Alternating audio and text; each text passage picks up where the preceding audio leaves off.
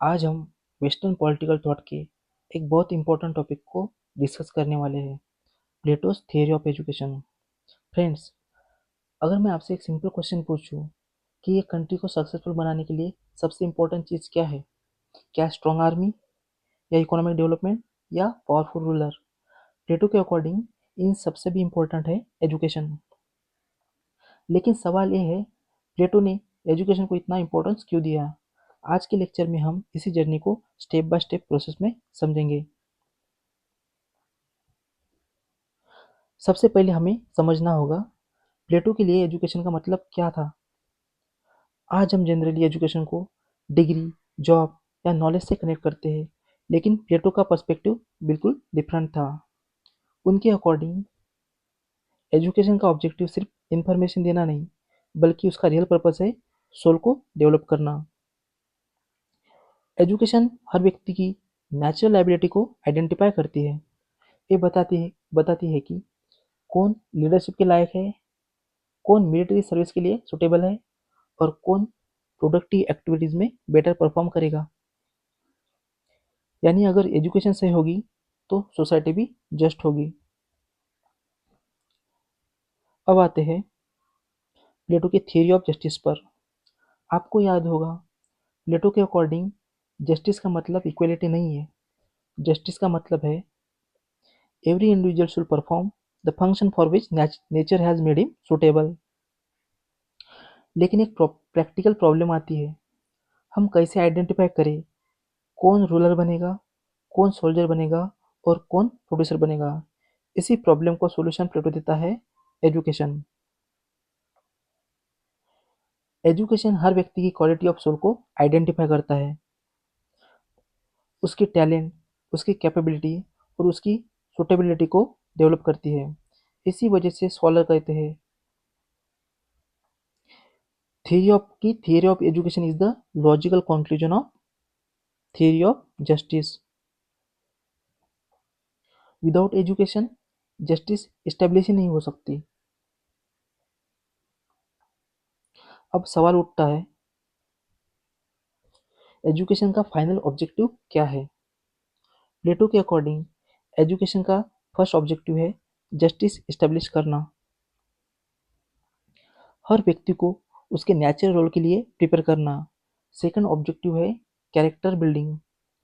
सिर्फ इंटेलिजेंट होना इनफ नहीं है, एक रूलर मॉरली भी स्ट्रांग होना चाहिए। थर्ड ऑब्जेक्टिव है विजडम।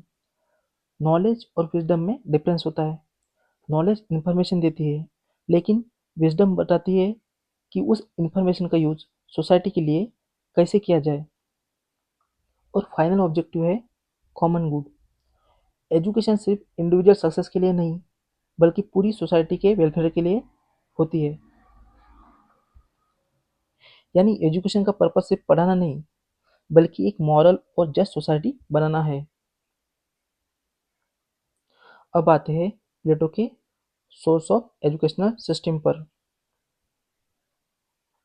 क्या प्लेटो ने अपनी एजुकेशनल थ्योरी कंप्लीटली खुद बनाई थी? आंसर है नो। उसने ग्रीक सिटी स्टेट एथेंस और स्पार्टा दोनों से इंस्पिरेशन ली थी। एथेंस का फोकस था फिलोसॉफी, म्यूजिक, आर्ट और इंटेलेक्चुअल डेवलपमेंट पे, यानी माइंड को डेवलप करना। वही स्पार्टा का फोकस था डिसिप्लिन, मिलिट्री ट्रेनिंग और फिजिकल फिटनेस पर और करेज पर, यानी बॉडी और कैरेक्टर को स्ट्रांग बनाना। प्लेटो ने कहा, सिर्फ नॉलेज से सोसाइटी स्ट्रांग नहीं बनेगी और सिर्फ मिलिट्री डिसिप्लिन से भी आइडियल स्टेट नहीं बनेगी। इसीलिए उसने एथेंस की इंटेलेक्चुअल ट्रेडिशन और स्पार्टा की डिसिप्लिन को कंबाइन किया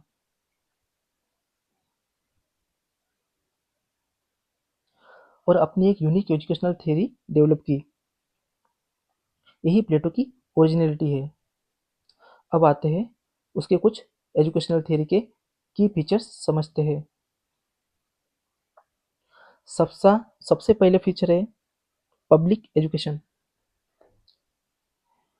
एजुकेशन शुड बी पब्लिक।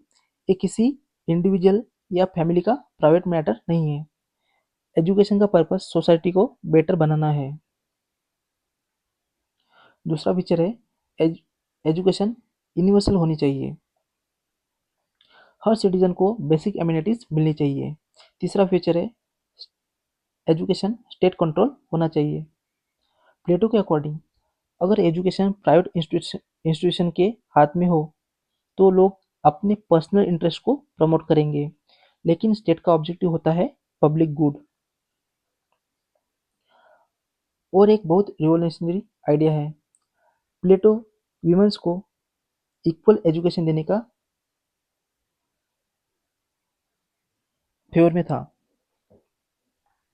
उसके हिसाब से अगर एबिलिटी सेम है तो एजुकेशन भी सेम होना चाहिए।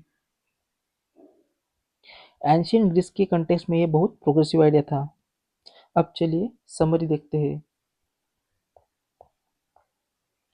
तो आज के लेक्चर में हमने देखा प्लेटो के लिए एजुकेशन सिर्फ स्कूल या कॉलेज की पढ़ाई नहीं है। एजुकेशन एक प्रोसेस है जो इंसान की सोल को डेवलप करती है। ये हर व्यक्ति की नेचुरल एबिलिटी को आइडेंटिफाई करती है, उसके कैरेक्टर को शेप करती है और उसे सोसाइटी में सही रोल के लिए प्रिपेयर करती है। इसी वजह से एजुकेशन थियरी ऑफ जस्टिस को प्रैक्टिकल रियलिटी में कन्वर्ट करती है और फाइनली एक आइडियल स्टेट इस्टेब्लिश करती है, यानी without education no justice, without justice no ideal state. ये प्लेटो की एजुकेशनल फिलोसफी का इसेंस है।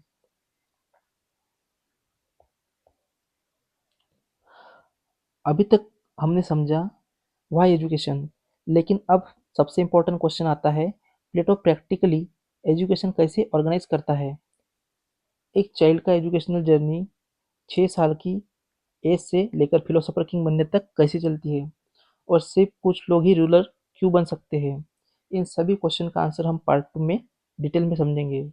अगर आज का लेक्चर आपको यूजफुल लगता है तो वीडियो को लाइक कीजिए, अपने फ्रेंड्स के साथ शेयर कीजिए और हमारी वेस्टर्न पॉलिटिकल थॉट सीरीज को कंटिन्यू कीजिए। Thank you.